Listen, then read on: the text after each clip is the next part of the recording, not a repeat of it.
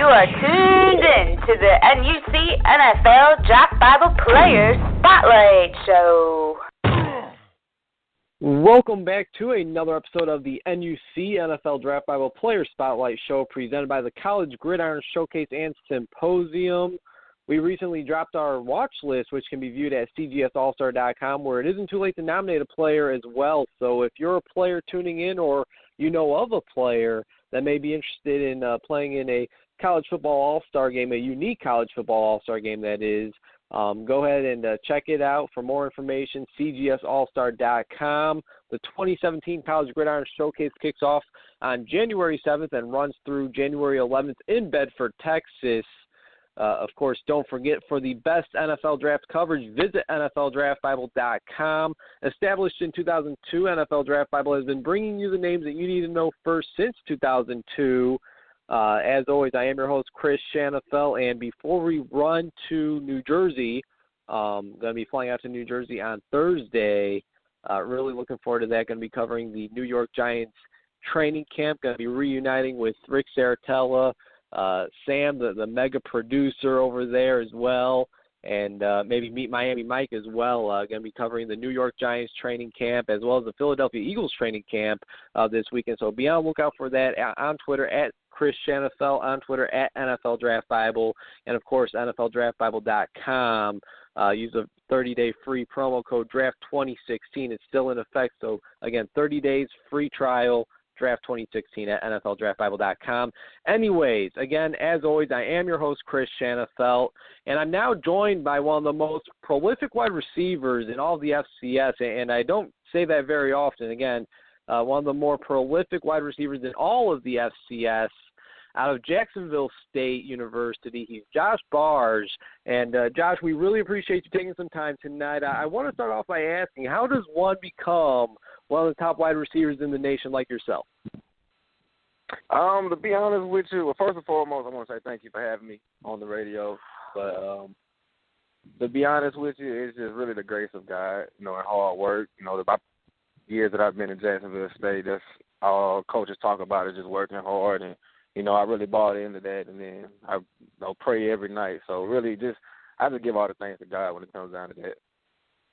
And you know what? It's funny because I'm sure the coaching staff uses you as an example for many things because you've even been on record saying, you're not the biggest wide receiver, you're not the fastest receiver, and I've seen that you actually have the smallest hands out of the entire wide receiver core over there at JSU. So how have you been able to, always give opposing defenses so much trouble? Is that where the saying mind over matter comes in and you just beat guys with your technique? Yes, sir. That's exactly what it is. Especially when we play Auburn, everybody, would always tell me, that's going to be your biggest competition. But really, I just look at, these guys put their shoes on and pants on the same way I do. So, I don't look at anybody as being a threat to me. But as far as, having the smallest hands, not being the fastest guy, that's just when, just good route running comes into play. And, I've been blessed enough to have good coaches. I've been to camps, to show me how to run routes, how to separate myself from a DB. And, really just, taking all that into consideration and just working on my game. And I think that's really helped me. Absolutely. You could be the tallest guy or you could be the smallest guy, and in the end, it's really the technique is where it matters. Again, speed, yeah, it's nice to have, but if you don't have technique, you're not going anywhere without that technique. Again, Josh, you're coming off of a career year in which you reeled in 92 receptions for over 1,100 yards and 11 touchdowns, all career highs. And you definitely weren't the only one that had things going their way. Quarterback Eli Jenkins was fantastic, airing it out and the run. Running back Tremaine Pope, who was a senior last year, ran for nearly 1,800 yards and 19 touchdowns. It'll be interesting to see how that production from the running back position will be replaced. And, of course, you guys had a stout defense. All of that went into you guys finishing the regular season 10-1, and you guys kept up the dominant play in the FCS playoffs where you defeated Chattanooga, Charleston Southern and Sam Houston State to take on, at the time, the 4-time defending national champs North Dakota State in the FCS National Championship game down in Frisco, Texas. Of course, the Bison went on to win their 5th straight national title. They won 37-10. But give us your take on last season. I mean, how would somebody who had a major impact on the 13-2 overall season evaluate it? Last season, I mean, it was just a special season. You know, I mean, unfortunately, we had to play North Dakota State, which, you know, playing them, you can clearly see why they've won the state champ. I mean, not state championship, but the national championship 4 years in a row. I mean, it's just a great program, and the coaching there is just amazing. So, I mean, props to them for winning the 5th in a row. But as far as our team, I mean, last year was just amazing. You know, you got Eli Jenkins, which is one of my best friends, quarterback, you know, FCS Player of the Year. Then you got Tremaine Pope, you know, with the great year he had, breaking the records here for rushing. And then you had me, myself. But you also had, like, Ruben Gonzalez on the other side. And you had people on defense. It was just a lot of playmakers that came in and joined as one. And, I mean, like I said, I couldn't have did it without Eli, and I couldn't have did it without Tremaine. I also couldn't have did it without our O-line, which, I mean, I think we had, 4 preseason O-linemen for all over VC. So, I mean, it's just a lot of great talent here at JSU. And when, you know, it took us at least 2 years for all of us to buy in. And last year we finally bought in and seen what it takes to make it to the national championship. So this year, you know, we just had one of probably our best summers that I've had since I've been here. So we're hoping to make it back there, except this time winning. And that's very exciting to hear. I mean, again, last year with all the success that you guys had, and, you know, there was quite a few games where you blew out some opponents. I mean, and even then, I mean, just watching you guys play, putting up those big numbers, you know, big scores. I mean, certainly one of the more fun teams to watch in all of the country. And, Josh, we're just under a month away from your guys' season opener against one of the top Division II teams in the nation in North Alabama. That'll certainly be an interesting matchup. And then the following week, you guys travel to Baton Rouge to take on LSU. And you already mentioned it. I mean, it's hard to forget last year's Week 2 game against a fellow SEC opponent in Auburn, in which many did not give JSU a shot, and that game went down to the very end in overtime, and you showed up very big by hauling in 14 receptions for over 130 yards and a score. Should we expect the same thing when you guys travel down to Death Valley Week 2 this year, or I mean, what does go into the preparation in going up against a big-time SEC opponent? I mean, is that a game that you kind of lick your chops at? To be honest, like here at Jacksonville State, even the football players know now we take it one game at a time. So say, you know, we're coming up on UNA, our focus would be on UNA, and then after that it would be on LSU. But I mean, like you said, our calendar this year, the games we got opened up with UNA, then LSU, then coming back home and playing Coastal, and then going to play Liberty. I mean, our first 4 games, I mean, out the gate are going to be great games. So I feel like that right there is just more motivation during the season to know that we have to come into the season, you know, on our A game. And I just feel like, you know, going down to LSU, I mean, I hope, you know, it's the same type of game. You know, you really can't say what's going to happen. I mean, like you said, a lot of people doubted us the Auburn game, which, I mean, everybody that was in the Jacksonville State locker room, we knew that we could play with anybody in the country. So we went out there with that mindset, and I mean, everybody saw what happened. So, I mean, this year nothing's going to change. I mean, we're not going to look forward to LSU, you know, 2 weeks before the season. We're going to take it game by game. And then when it comes to LSU week, we're just going to have our mindset on LSU and the game plan and go out there like we did last year at Auburn. I mean, whichever way the ball bounces, we'll never know. But right now we're focusing on one game at a time. And I think Coach Gross has really did a great job of instilling that to the players' minds. And, you know, now, like I said, we're just taking one game at a time. And hopefully, you know, we have more success this year. And that sounds like the right mindset to have. It sounds like a championship mindset, Josh.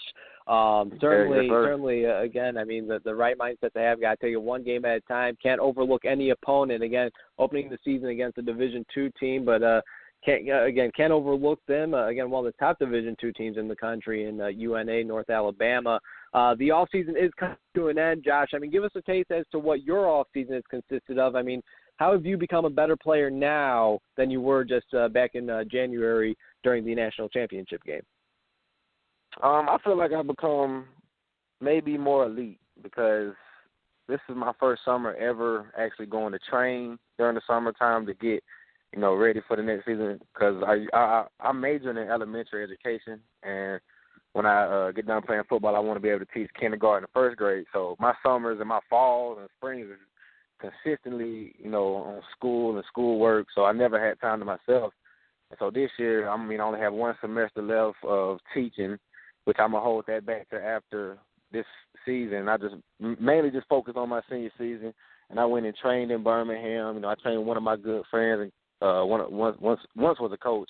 And, I feel like he really got my feet right. I feel like my body has changed a little bit, and I feel like I maybe have gained a little step. If not, I feel like my feet work have really gotten better, and my route running has gotten a little bit better. But on top of all that, really just from when we lost to North Dakota State, just the taste that's still in my mouth and in our team's mouth. Everybody really this year, like we said, we know what it takes to get back, but we know it's also going to take that extra, to get over that hump. And I feel like that's what a lot of people did, including myself, going to train this year. And, hopefully that'll make a big difference, but I feel like it will. Absolutely, without a doubt. And it's great to hear that, you kind of have an idea as to what you want to do, life after football, whether that's, next year or that's 15 years down the road. That's absolutely awesome that you want to become an elementary school teacher. Well, again, we're chatting with the Jacksonville State Gamecocks standout wide receiver heading into his senior season, Josh Barge, here on the NUC NFL Draft Bible Player Spotlight Show, presented by the College Gridiron Showcase. And, Josh, you already mentioned it. You've been in Alabama all summer long. I got to ask you, playing at Jacksonville State, we hear so much about the Alabama Roll Tide fans. Give us a taste as to what the Jacksonville State Gamecocks fans are like on game day. Oh, man, it's amazing. Like you said, you hear about the Alabama fans, you hear about the Auburn fans, but it's just a different environment down here. All the fans are in it down here. When you come to a Jacksonville State game, you don't see Auburn colors, you don't see Alabama colors. It's all about Jacksonville State. And then, this year we got a new turf going down, and, just from our success last year, it should be even more crazier this year. And, it's just a great feeling. We went, we go to other places, the other OVC teams. We've been to Auburn. We've seen people's fans, and it's just a different. It's like it feels more love here, whether we win or lose. As soon as we lost to North Dakota State, we come back, and I'm talking about it's fans, piled at the gym, waiting on us to pull back up just to show us, love and support. And that right there just showed me that, this campus and the fans here at Jacksonville State are truly amazing. So, really, our fans, and I can say that all the time, is 0 to none.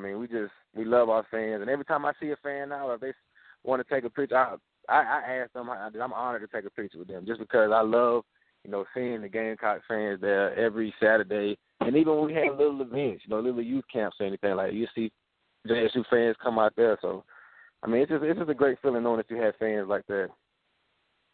Yeah, that's awesome, man. And if I recall correctly, even at the national championship game, we all know about the diehard North Dakota State Bison fans, but Jacksonville State, those fans were represented very well there as well. You've seen quite a bit of red in the stands, if I recall correctly.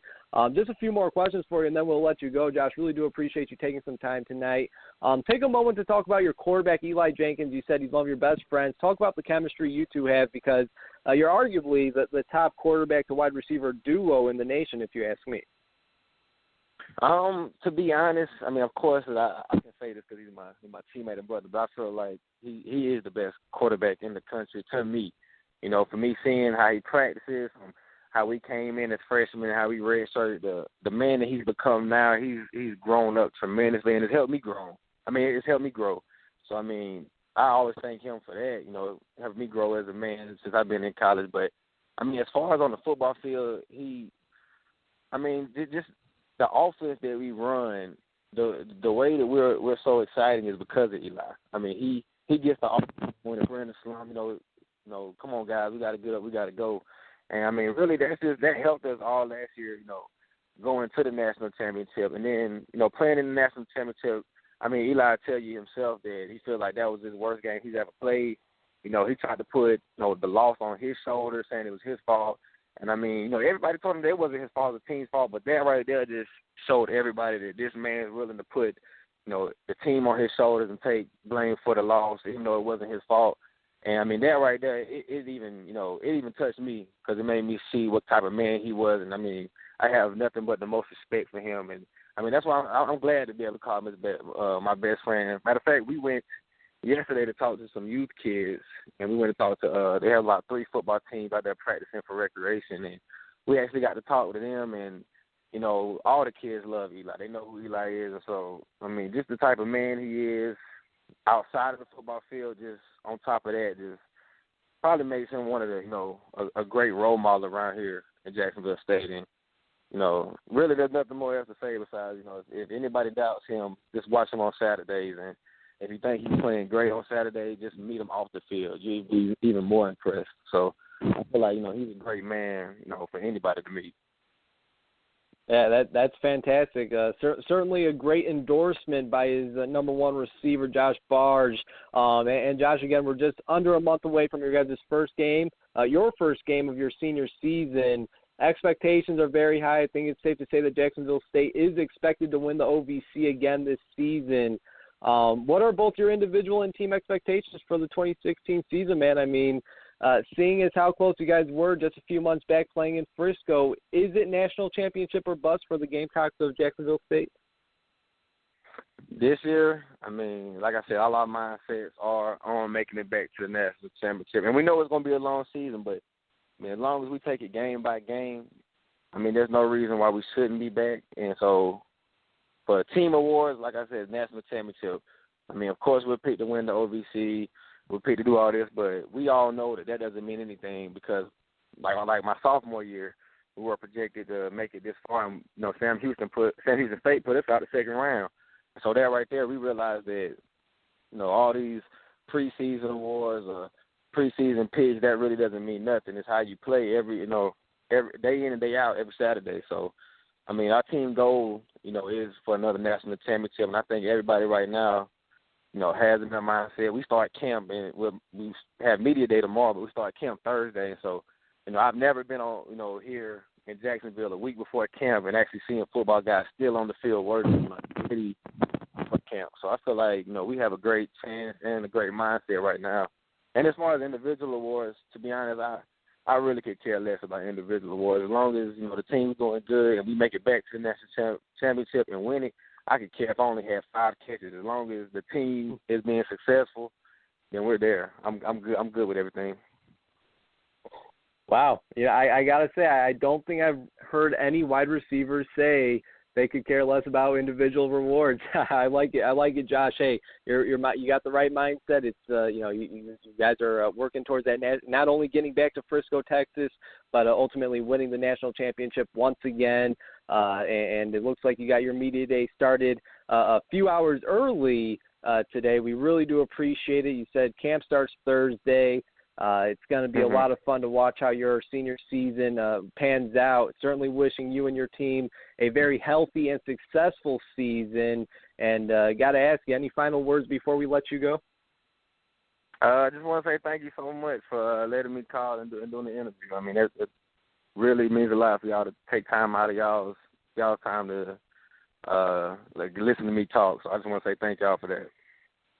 Hey, it's been an absolute pleasure. A lot of fun to watch you on the field, and I got to say, it's a lot of fun to talk to you off the field as well, Josh. Thanks again, and best of luck this season. All right, thanks so much. All right, there he goes. Again, Josh Barge, the standout wide receiver over at Jacksonville State University, coming off of a monster junior season and